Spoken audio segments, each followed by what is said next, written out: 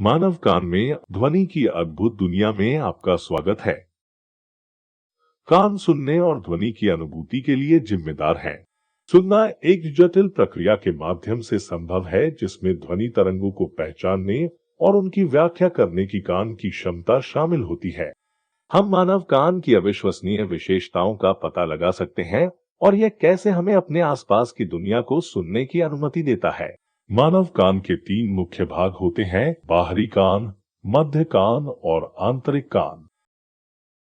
बाहरी कान, इसमें दृश्य भाग जिसे पिन्ना, श्रवण नहर और टाइम्पेनम या ईयरड्रम कहा जाता है।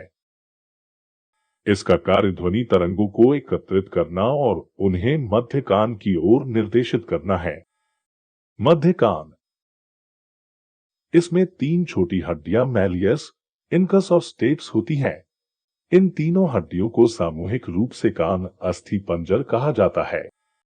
जब ध्वनि तरंगे कान के पर्दे तक पहुंचती हैं, तो ये हड्डियां बढ़ जाती हैं और कंपन को आंतरिक कान तक पहुंचाती हैं। मध्य कान में यूस्टेशियन ट्यूब भी होती है। यूस्टेशियन ट्यूब, जिसे श्रवण ट्यूब के रूप में भी जाना जाता है, एक संकीर्ण मार्ग है जो मध्य कान को ग्रसनी, हमारे गले के पीछे स्थित, से जोड़ता है। ये मध्य कान के अंदर उचित वायु दबाव बनाए रखने में मदद करता है। यह सामान्य सुनने और कान के पर्दे को होने वाले नुकसान को रोकने के लिए आवश्यक है। भीतरी कान, भीतरी कान कोक्लिया 3 अर्धवृत्ताकार नहरों और वेस्टिब्यूल से बना होता है। कोक्लिया एक सर्पिलाकार की संरचना है जो द्रव और बाल कोशिकाओं से भरी होती है। कोक्लिया में ये बाल कोशिकाएं प्रवर्धित कंपन को विद्युत संकेतों में परिवर्तित करती हैं, जिन्हें श्रवण तंत्रिका व्याख्या के लिए मस्तिष्क तक ले जाती है। अर्धवृत्ताकार नहरें और वेस्टिबुल शरीर के संतुलन को बनाए रखने में मदद करते हैं। बाहरी कान की कार्यप्रणाली। बाहरी कान का प्राथमिक कार्य ध्वनि तरंगों को इकट्ठा करना और उन्हें श्रवण नहर से टिम्पानुम या ईयरड्रम की ओर निर्देशित करना है। पिन्ना का आकार विभिन्न कोणों से ध्वनि तरंगों को पकड़ने में मदद करता है, जिससे हमें यह निर्धारित करने में मदद मिलती है कि ध्वनि किस दिशा से आ रही है।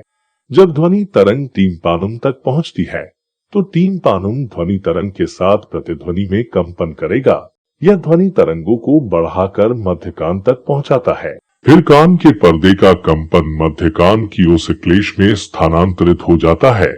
ओसिक्लेश कंपन को बढ़ाते हैं और कर्णपटा से अंडाकार खिड़की तक प्रसारित करते हैं।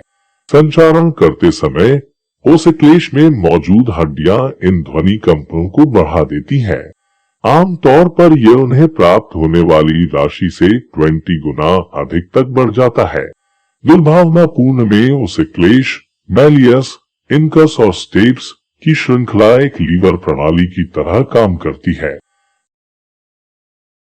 जो अपेक्षाकृत बड़े टाइम्पेनम से छोटी अंडाकार खिड़की तक ध्वनि ऊर्जा के कुशल संचरण की अनुमति देती है।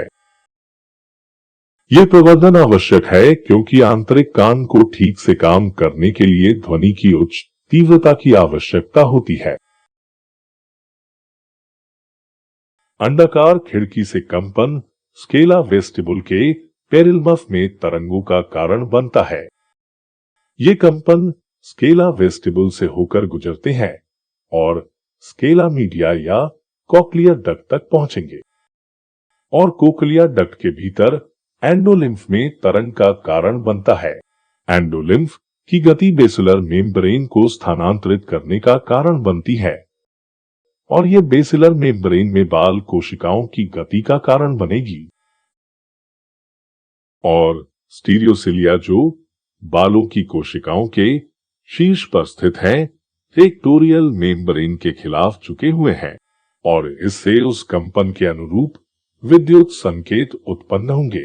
श्रवण तंत्रिकाएं बालों की कोशिकाओं द्वारा उत्पन्न इन विद्युत संकेतों को मस्तिष्क में श्रवण प्रसंस्करण केंद्रों तक पहुंचाती हैं, जहां इन संकेतों की ध्वनि के रूप में व्याख्या की जाती है।